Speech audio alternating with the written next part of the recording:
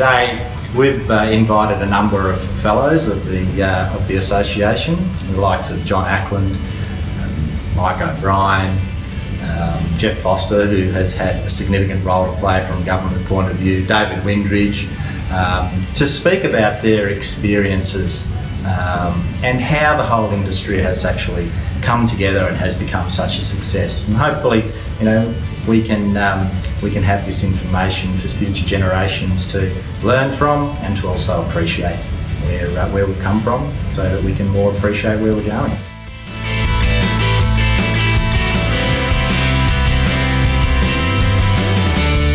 We'd had some quite good apprenticeship numbers over the years up to 1975 or thereabouts. After that there was fairly sharp decline in numbers. There was a lot of smaller employers who weren't, for one reason or another, participating. Either they couldn't afford to have an apprentice on full time, or in a lot of cases they didn't have the range of work. Back then our apprentice field officers had to actually go out and approve an employer to train somebody, and that meant they had to have a sufficiently good range of equipment and work experiences available. The idea came up of why not have someone who managed the apprentices' employment and the training opportunities using a bunch of these small employers, and that's where the sort of group training concept came from. It was first tried in the building industry, because that was at the time the building industry had already started to move away from a lot of direct employment into the use of subbies. When that seemed to work, it was decided to do it on a wider scale. In Victoria, we went for the model of trying to get a full breadth of regional coverage across the state. So we had half a dozen companies in the metro area and another 6 or 8 or something around the various parts of the regional. And we also had a few industry-based companies in building, metal, plumbing, electrical, automotive, and later on hospitality. In all of those, we encouraged them to get started employing apprentices. We provided the seed funding and so forth. So they would be encouraged to employ apprentices, find one or more host employers that they could rotate them around. Rotation was actually compulsory back in the early days and linked to funding, because we wanted to make that a fundamental tenet of the system. That's really where it came from. We were only allowed to employ with small and maybe medium-sized enterprises. Large enterprises were off the list for group training organisations. We weren't allowed to rotate outside or employ outside of our local government boundary areas that we were designated, or then people like yourself would refuse to fund us for those apprentices that were outside those boundaries. It was really about, particularly in regional areas, engaging those smaller employers to try and get them to put in that extra apprentice on through the rotation. It was quite a challenge, which sort of probably kept your numbers down to a degree, because you had to make sure you had an opportunity to rotate the apprentice. And only apprentices in those days. It was the days before traineeships were invented. Trainees didn't come along until the 90s. Yeah.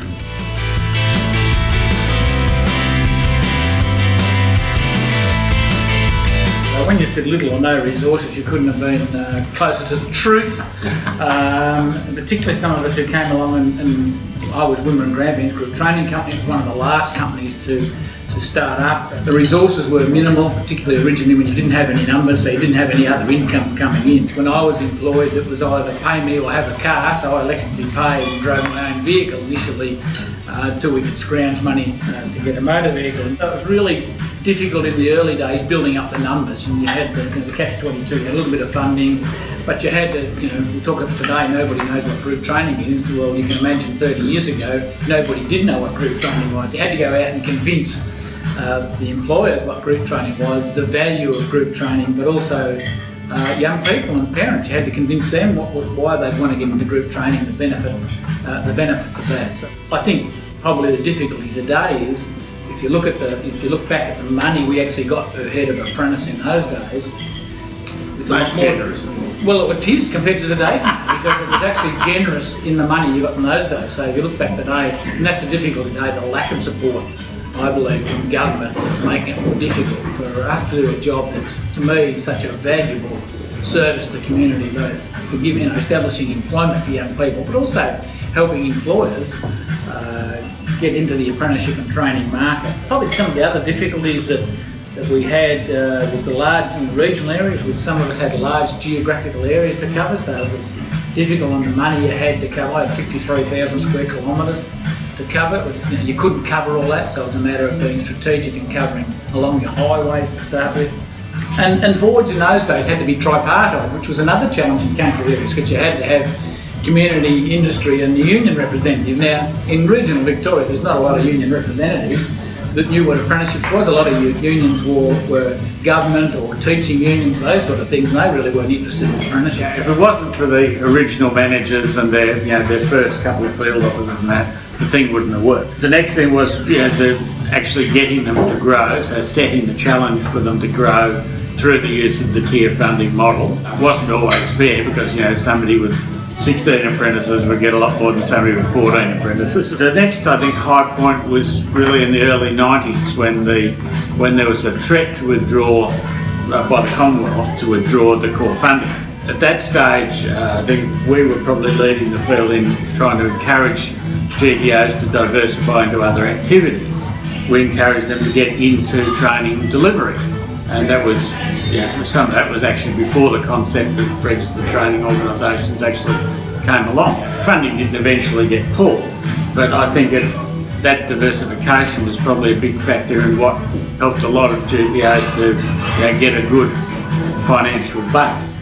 Probably some of the nice things was, particularly in the early days in regional Victoria, we had a group of all us regional people that got together. There was Geelong, and Warrnambool, and Murray Mallee, Jeff Carson, and Mildura, and ourselves, and Ballarat. We used to actually share resources. Even though we're opposition, we got together and we actually printed material together. We did some marketing together. It was really, we didn't have money, so it's just getting those band of I suppose, an informal group together to work together, and that was fabulous that we're able to do that. And it allowed us to do other things together. You're opposition one day, but if you had an apprentice out of work, you could pick up the phone and say to Mike in Geelong, we've got any engineering, like a couple of kids out of work, things are tight from the region, and people do that, we do it together. So that was something really, really strong, but I think we're losing over the years to get new people come on board.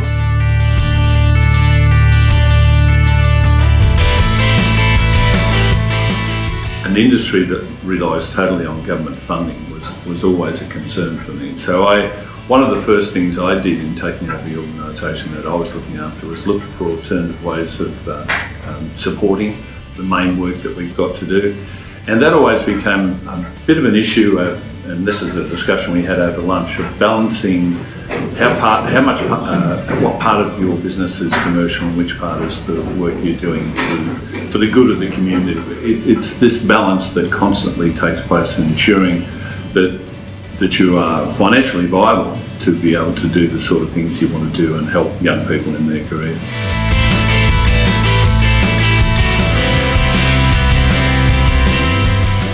Some of the things that I want to talk about, we certainly lacked finances in terms of financial capabilities of staff and financial strength in terms of a balance sheet. We certainly had no systems. When I took over, and this is 1992, the company had one computer.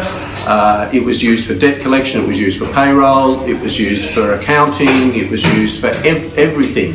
As the manager, I was also the accountant. The only time I got to do the accounting work was on a Saturday, so I used to go in so I could use the computer on a Saturday where nobody else would be competing in time for the computer. That was one of those things. We didn't have resources, we didn't have systems. In the early days as well, and people have alluded to this, boundaries was a big issue in terms of group training. When I came in, there were boundaries. My company was supposed to operate on the east side of Springvale Road. We weren't supposed to employ apprentices on the west side of Springvale Road. We had apprentices on the west side of Springvale Road, but they had to be a secret. And our opposition, who was in those days was Inner Eastern Group Training, they had apprentices on the west side of Springvale Road. So we all pretended that we were following the rules, but nobody was.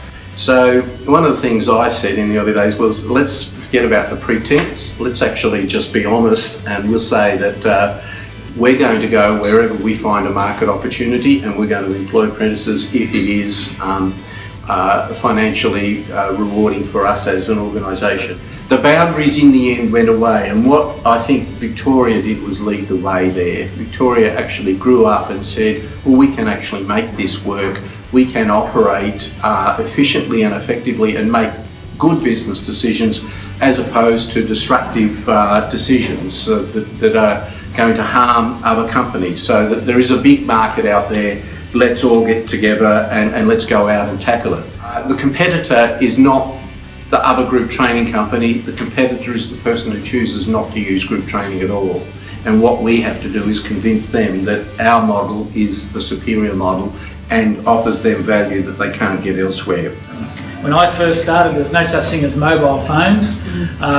So we had to ring people at night, employers, both apprentices, chasing up their time cards on Thursday nights so we get their time card in to pay them.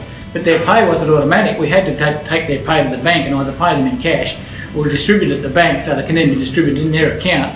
There was no holes in the wall, there was no teller machines in those. The kids had to go to the bank or the local hotel or somewhere to cash their cheque. In the country, if you had an apprentice working up in the middle of, on a farm in the middle of nowhere, how does he access cash for the weekend? We could only train through the TAFE system. At one stage they couldn't handle the number of apprentices that were to be trained, so we were having apprentices that weren't starting their off-the-job training until their second year, so it means they were going to be working in their fourth year, which employers didn't like because they had to pay them fourth year wages when they're at trade school. So there's some challenges. That's when we lobbied very hard along to get ourselves involved in training, to get young people into training. Good old TAFE waiting list. The old TAFE waiting list, yeah.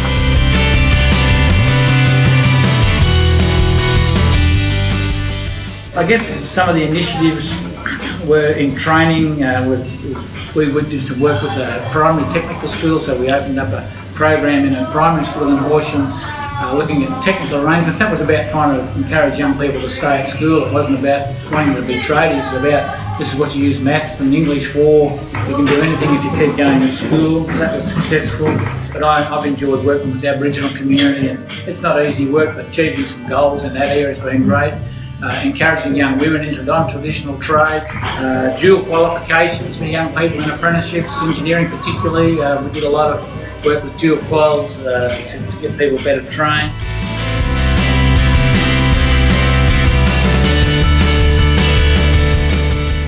Why I feel that you put so much time into group training is this exciting way that you can be part of a young person's career.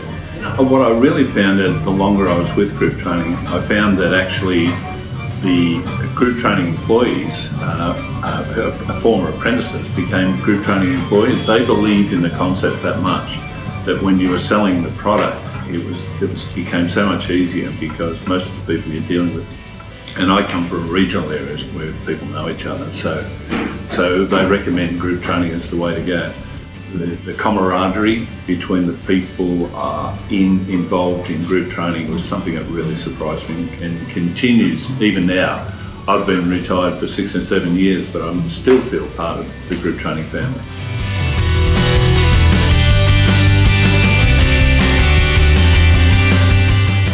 Initially, the state, through Jeff Foster and a number of other people, were involved in wanting to have collegiality and get the group training organisations together and have some coordination, I guess, of what we're all doing. You had Melbourne regional companies, you had regional state, Victoria country regional countries, you had industry-based schemes, so they all had some differences about it. So we weren't just bringing 20 odd like organisations together. I think there was 24 or 26 organisations at the time. We all had the one thing at heart, was group training and apprenticeships for young people and employers, to build that up. So over the years, really it was to form and inform us, but it was also to become a bit of a lobby group with government as well, as to keep government informed of what we were doing, what we could do for them, and this is what we're going to do for your money, and to try and keep that up. Then we had to move on to look at the longevity of group training in the organisation, and that made us all think about diversification, and that also became for the association as well, to become heavily involved with diversification and ideas for the individual companies, but also for the association itself.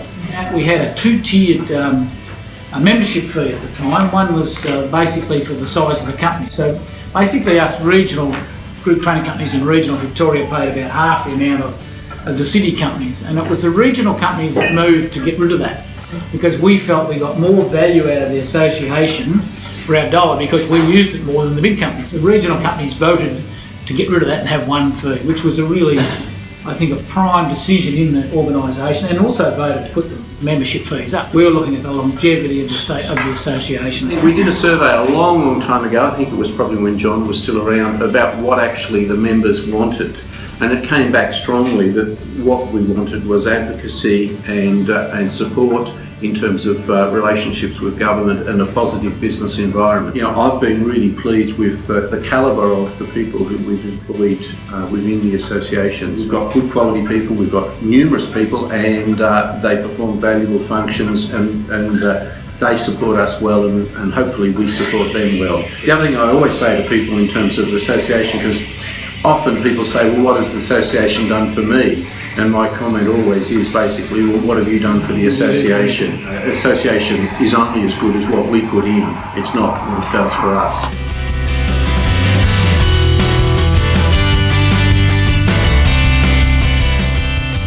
Well, right from the early days of joining group training and seeing the value that the association could be to our organisation, it was about growing originally Wimmera and Grampians Group Training Company, as I originally started with, going to the State Association. I mean, the enormous value I learned out of talking to the other managers, talking to the association, executive directors, other things involved in the association, being able to meet government people through the association was going to, I could see the value it was going to assist our organisation grow and me grow as a person as well. So from day one I thought this is something I need to be involved with as much as I can and invest in this, and I've always had the attitude is you only get out of something what you're prepared to put in. I believe in the model, I believe in what group training has to offer, I believe that fundamentally it represents the best way of employing apprentices and trainees. Whilst I've always been very parochial and looked very much in terms of MEGT and wanted it to be positioned as the leading group training company, there's no point in being the leading company in a group of hopeless organisations. You've got to be the leading company in a group of really solid, high quality performers, and I see the association as providing that across an entire network, supporting and encouraging all the different opportunities. Also, in the very early days when I first started in group training, it was an opportunity for me to learn, and so I got far more out of the meetings than what I would put in. The association provided opportunities, whether it's from that perspective. Another one who was really keen to share was Paul Martin, who was down here in Northern in those days. He had a whole lot of business templates that he would constantly extol the benefits of, and so it was really interesting to go and talk to him and see what he was measuring and work out, well, we weren't measuring the same things. He was more successful than us at that point in time. Were the things that he was doing making him more successful, or was he telling me porkies? Yeah.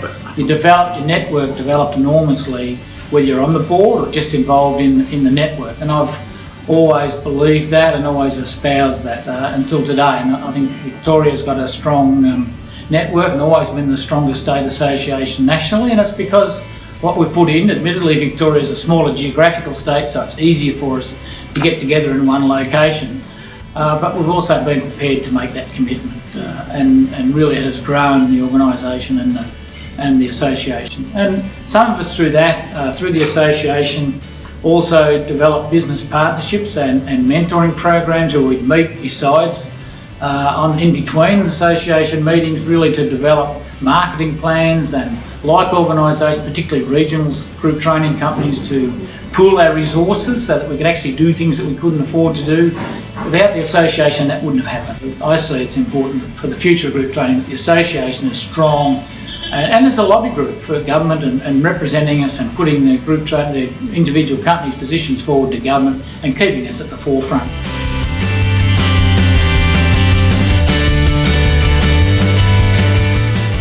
It's it's moved so far in the last 30 years, your mind boggles to see where you could be in the next 20 years. To me, the model or a similar model of group training will always be valuable to industry, community and employers. I'd like to see it used a lot more by government. What they're paying for is what they get, and they could get a lot more out of it if they use their nous a lot more and looked at what they really want to purchase. It's got a lot to offer in just what it does now. It's giving young people employment opportunities, engaging business, and not only small business. Some large businesses are poor employers and training of young people. So they, in our organisation or organisations, when we've got a couple of large employers, they tried employing on their own and said, no, you do it much better than we do. We're good at selling cars and repairing cars. You're much better at employing apprentices. Groups that need a bit more assistance, and for all sorts of reasons, they might be disadvantaged groups, they might be just that kid that needs a leg up, they need to pay for that and get more people into it. We need to look a lot more at some of the models overseas. I was fortunate enough to go to Germany a number of years ago and have a look at their model. I think we could learn a lot out of that. I think it could be really successful, so I'd like to see it grow, and it has potential for that. We might have less organisations, I would think, in group training. It might, we might finish up with 10 or a dozen max, or even less in Victoria, but still, that's not saying it's a bad thing. As long as we don't lose our vision. The thing I worry about in that type of scenario is the regional Victoria losing its focus and its place and not being represented. It's different to running, and I've been fortunate enough to run organisations, both metropolitan and region. They're quite different markets, and you need different skills in those markets. And I wouldn't like to see regional Victoria or regional Australia miss out and everything being centralised and run out of city or major centres, because it just is a different market. So we need to continue to lobby. Local politicians can see the genuine value of group training and what it can do.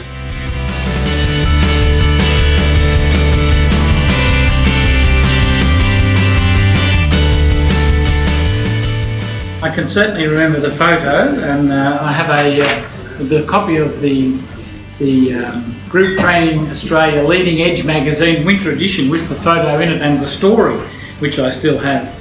And it was the Honourable Jeff Kennett was in the Premier of Victoria, and we invited him to open our new office in May 1995. So the Premier was coming to town, as you do when politicians are travelling around the state. We invited him to open the office, and which he kindly agreed to do, or our local politician got him to kindly agree to open our office, which was a bit of a momentous occasion, and obviously doing it for marketing and group training in regional areas. That photo has our chairwoman Greer Della in it at the time, and myself and a young woman called Nola Illen, who still lives in the region.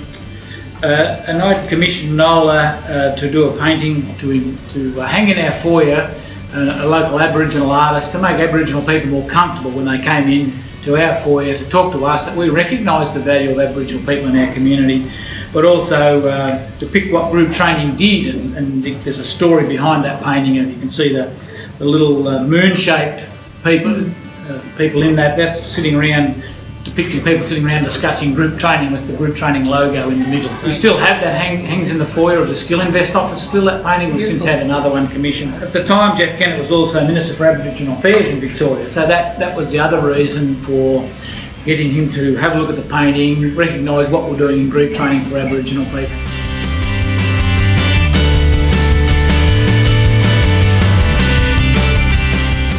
David Windridge, probably David came along later on in the scene and destroyed the whole ethos that we had boundaries, and came along and said you can stick your boundaries where they fit, I'm going to operate anywhere in Victoria. And we all complained that, David. In hindsight, he did us a great favour, because it was really probably the saviour of group training and moving out, or one of the saviours, allowing us to move into other areas.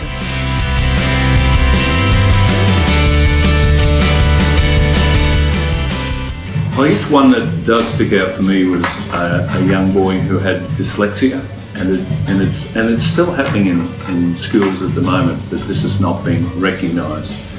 And this young man just couldn't get a job. We decided that no matter what, we would just take him on, and we would cover the costs, and we'd put him into a position. He always wanted to be an IT technician, and so we arranged with an employer to take him on. His dyslexia always prevented him from getting past the first interview, because he couldn't sort of understand or read or write, yet he was a wizard with IT. So after, I think we heard a similar story from John, after a couple of weeks we thought, well, we put that young kid in there, now it's time to bring him back. There was no way they were going to bring him back. He was such an asset to the organisation.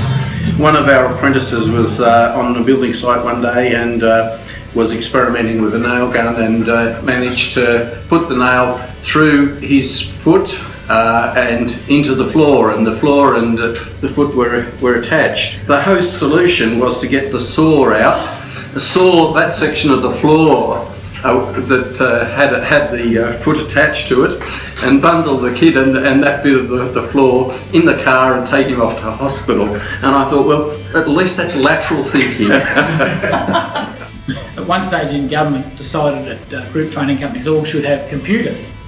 So they decided to buy us all a computer without any consultation. And they all bought us apricot computers. Now, apricot computers, have you ever heard of an apricot computer? Success, that brand. No, I rest my case. They're all used as boat anchors. They're very good boat anchors, but no good as a computer. So I don't know how much it costs the state government to invest in apricot computers, but that's what we got and never used. So And then there was gas pack. that was on the apricot computer. And I'd driven up to Horsham to attend John's board meeting, which he had his board meetings in the evening. And because I was a bus enthusiast and still am, I'd left a bit earlier, and on the way up I'd visited one of the local bus operators, and he was up a dirt road. So after I left there, this was it's one of those roads that has the signs on it up in the Wimmera that says, dry weather road only. And of course it had been bucketing down rain, so I got thoroughly bogged in the government car on this dry weather road. It had 3 inches of rain. As a result, I arrived about an hour late for the board meeting in a rather mud-splattered condition. And Why you'd be on a dirt road in the Wimmera in the middle of winter time, I'm still trying to work out to her.